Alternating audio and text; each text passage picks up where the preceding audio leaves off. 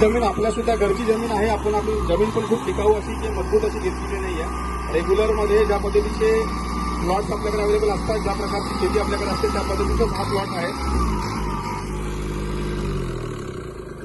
1800 RPM L2 gear जो standard operation मधला gear आहे, ज्यावरती ट्रॅक्टर चालला पाहिजे.